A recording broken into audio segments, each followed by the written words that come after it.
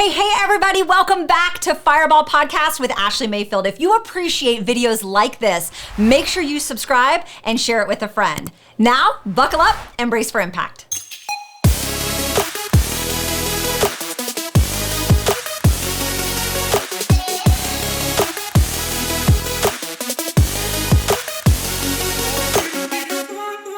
Hey everybody, welcome back. Excited to be able to dive into today's topic. How are we going to set boundaries in relationships while we chase our dreams? Well, on the path to your dreams, you have relationships. That's the reality of life, right? Unless you're going to be a robot, unless you're going to lock yourself in a room and never talk to another human again, you're going to make a difference in people's lives and people are going to make a difference in your life. I read something from John C. Maxwell not too long ago. It's the law of addition. You are either adding to people or you are subtracting to people.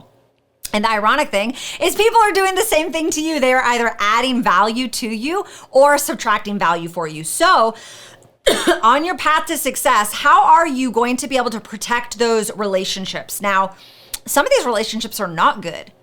Some of the time you have to protect yourself from the relationship, right? Because how do you want to change your life with someone that doesn't want you to change? There's conflict there. And then how do you change your life in a way that doesn't hurt the people you love because, you want to prioritize your mission and your dream. And so being able to set healthy boundaries in your relationships is not something that I've mastered. So let's talk about it, okay? If we know that proximity is power, which you follow me for any length of time, literally for the last 12 months, that has been a phrase that has been near and dear to my heart that I got a year ago whenever I had the opportunity to earn a trip with my company to the amazing country of Costa Rica. I was there as one of the highest income earners in my company, and I was there with other income earners as well that were at the top of the company. And I just realized how much proximity is power. When we're talking about achieving, conquering, crossing a finish line, you have to be in good proximity. You have to be in a good space in your relationships, right? You have to make sure that you are showing up intentional, that you are prioritizing the people that matter most to you, and that you are learning that relationships are very agile. Like you have to be willing, they have to flow. At some point, we've all heard that phrase, or we've even shared that meme on our social media, right? That God brings people into our life for a reason, a season, or a lifetime, or whatever the corny thing is. But there's so much validity to it. There are gonna be moments when people are only brought into your world for a reason. They're there to teach you a lesson, or just a season. They're there momentarily, right? While you're transitioning through something to help teach you something, to help get you further ahead, or to be conflict in your life. That way you'll grow, sharpen those edges a little bit. And it's when we don't set those boundaries or expectations in our relationships, when we don't put people in our mind in the right, like the square peg and the square hole, and our expectations are distorted, we don't get our expectations. That's when we start tripping up. And that's when we can paralyze ourselves. We cannot achieve our goal, or life can just become chaotic and hell around us, and then it drains us, right? So what do? Well, in a negative sense, let's talk about the negative first and foremost. There's going to be times when you are trying to chase a dream or a goal and people are going to hold you back. There's going to be certain situations or people, the proximity is not bringing you power. It's bringing you negative power. It's like making you a worse person, okay? Have you ever been there? Have you ever been in a situation where you were hanging around a group of friends, or you were hanging around certain family members, or you worked in a career with a group of people that were just, maybe they were negative, maybe they were gossiping and they were complaining, and it's just a bad environment, and it's like almost holding you back, and it's making it more difficult. We all know true change starts on the inside. So you can conquer your external, but yeah, someone who's in a better environment probably has a higher ability to thrive quicker, faster, more efficiently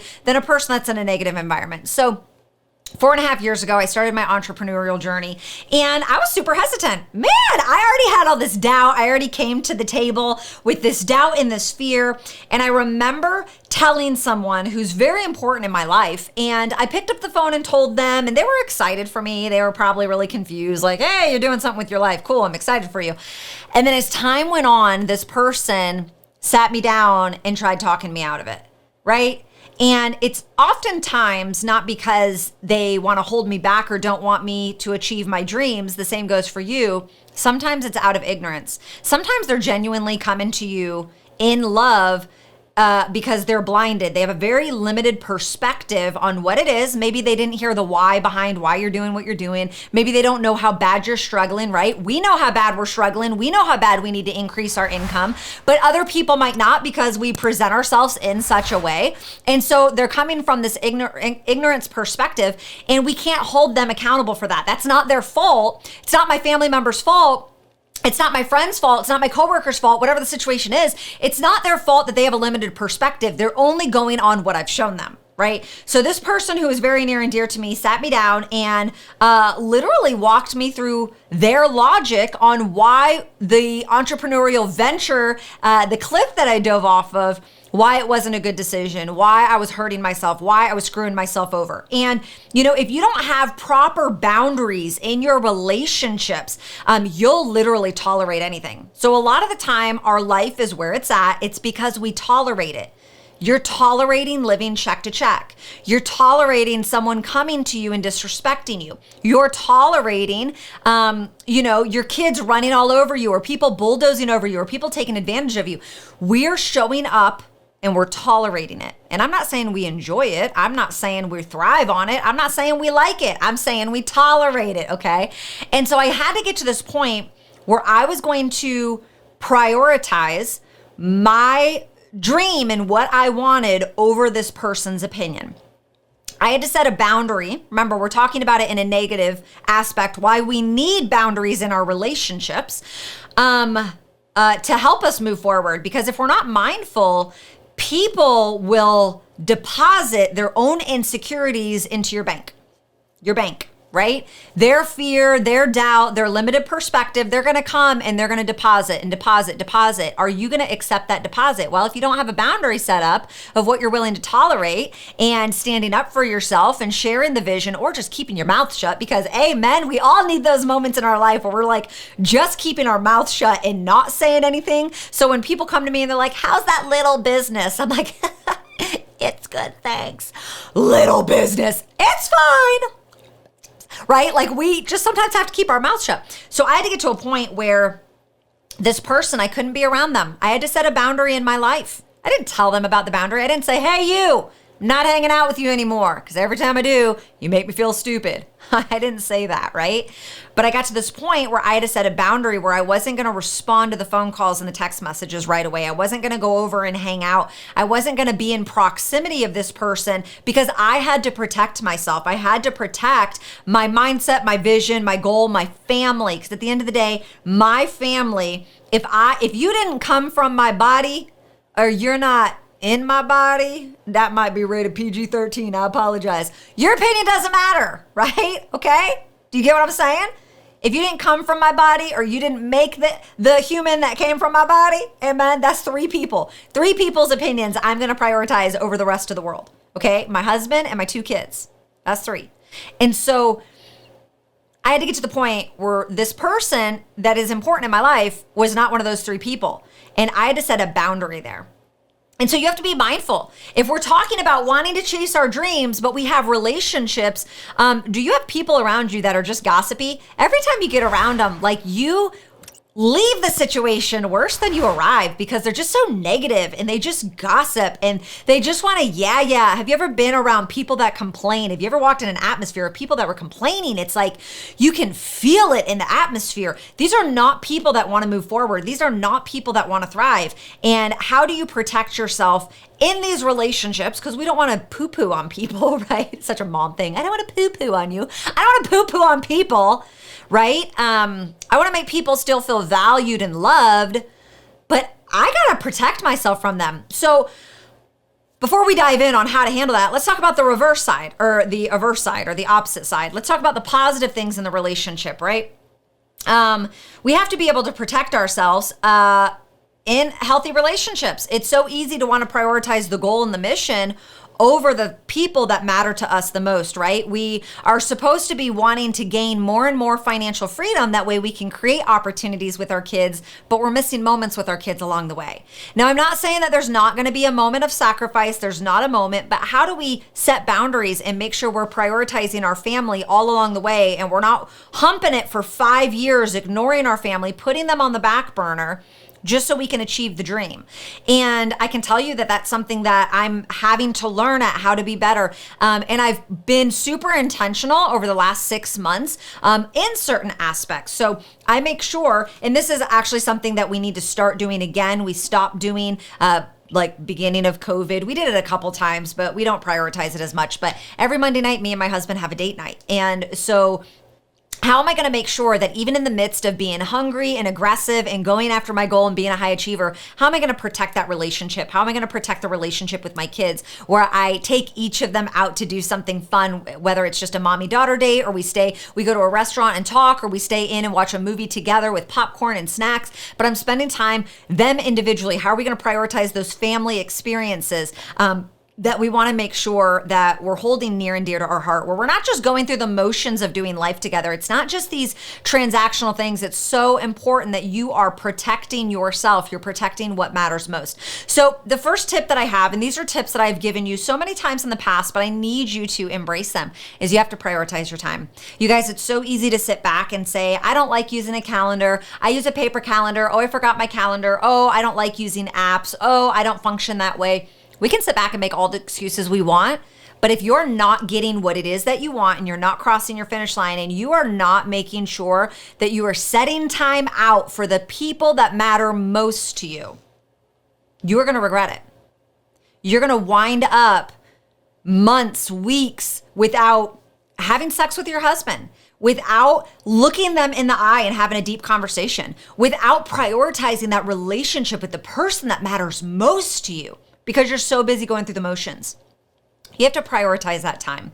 And that's something that I need to be more intentional with. It is so easy for me to be my husband walking in my office, and I've got my head in my phone the whole time, and I'm having a conversation with my husband while I'm looking at my phone the whole time. I say this stuff, and I'm always going to be honest with you guys, because this is something that I do, and it's something I've had to be more conscious of and aware of, and it's something that my husband has brought to my attention as well, right? So how do we prioritize? Well, we have to put it in our calendar. I have to put it in my calendar that Monday nights are date night, and no matter what, I don't care if you have a party. I don't care if you want to celebrate me. I don't care if I've been asked to speak in front of 50,000 people. Like, it doesn't matter. If Monday night is the night for me and my husband, it has to be close of a miracle for me to break that. I must protect that at all costs, because I know as a high achiever, if you give me an inch, I'm going to take a mile. You'll give me enough rope that eventually I'll hang myself, right? Because if I find the tiniest reason to justify, it's book fair, book club night at the kids' school, but it's on a Monday night. I'm so sorry, but just this one time. Right? And that's often how things derail. We say just this one time. And then the next month, it's just 2 times. And then 4 months later, it's just 3 Mondays out of the month we didn't make it happen. And the next thing we know, 6 months have went by, and we say, how did we end up here? Well, let's go back to when it was. It was the dumb book club on a Monday night, and I did not prioritize what was in my calendar. And so if you put it in your calendar, and what's so great about calendars is you can color code them, right? If you're using an app, or you're using a you're using a tangible calendar, you can color code this stuff and put it in red. It should stand out. It should say, stop chasing the dream over the relationship. Stop. Like, this is a priority, right? And it's also going to let you know that when other people try to take that time, you can say no without an apology.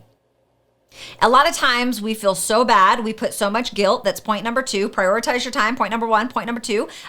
Say no without feeling bad. No shame. No guilt. Remove the guilt from yourself. Hey, no one else can volunteer in your daughter's class like you, and it's Monday night. No. And no is a complete sentence. I'm sorry. I'm already booked. People don't need to know what it is. People don't need, it's just date night with your husband. Can't you do that on another night? I'm not going to tell you what it is. I'm just going to say, I looked at my calendar. I'm sorry, I can't do that. Or I can't make that happen. If there's another time you need me, please let me know. Monday nights are not good. I get a lot of people that'll ask me if I can pour into their business, pour into their team, help their organization, help them in their career. And I've had to learn how to say, like, and now things have shifted, but I went through a season of my life where I said Sundays and Tuesdays off limits. I don't care if you need me for 5 minutes. I don't care if it's a 10-minute thing. Sundays and Tuesdays, it's not happening. Those days are already booked. It does not matter if you think I'm the best. It does not matter if, someone up there wants to pay me for it. You have to stand firm. Because if you bend for a little bit, eventually you're going to create a pattern of that. And like I said, you have to say no unapologetic. You don't have to explain yourself. I think a lot of times we struggle telling people no because we think, oh, well, what if it's like, this is important to me, but it might not seem that important to them. You don't have to tell them why. Hey, I'm booked those days. Hey, I already have appointments. Hey, I'm already being used. Hey, I've already been scheduled. Or no, I can't do that. Just say no to people, okay? You have to be able to protect those things. I also think that you have to be able to use your calendar for leverage with people. So I have a friend who he's so awesome. I met him at a Tony Robbins conference last year, and we just connected. And I am a lot further in life than him. I'm a lot further in career than him. And so he likes to just use me to bounce ideas. We encourage each other. And then he asked me to hold him accountable from time to time. And so he just started asking me to hold himself accountable because his 30th birthday is in 60 days and he wants to be in better shape. And so there's certain things that he wants to do every single day. And on day 2, he didn't eat clean. He wanted to eat clean and he already blew it on day 2. And I just said, "What'd you eat?" And he said, "Pizza." And I said, "Man." So I sent him a voice memo, and we don't talk every day, but he'll check in with me from time to time. And so I sent him a voice memo and I just said, "Look, this is really sad that on day 2, you did not prioritize what it was that you wanted, that you allowed." And I asked him, what happened? Did you just want to eat the pizza? Were you around people that wanted to eat the pizza? How are you going to become so emotionally attached to the outcome that you want of being able to be in better shape in the next 60 days? You've already blown it day 2. Where's the emotional attachment where you want the finish line more than you're able to want the pizza? And he told me that he went out with coworkers. Right? This is where you can use your calendar as leverage. If you already have something booked, you can book something, you can lie, you can fake it, whatever. But he missed the goal because he prioritized the relationship. There were people that had an influence. Maybe they don't care about looking good. Maybe their metabolism is better than his. I don't know the situation. But he went out with coworkers. They went to a pizza place.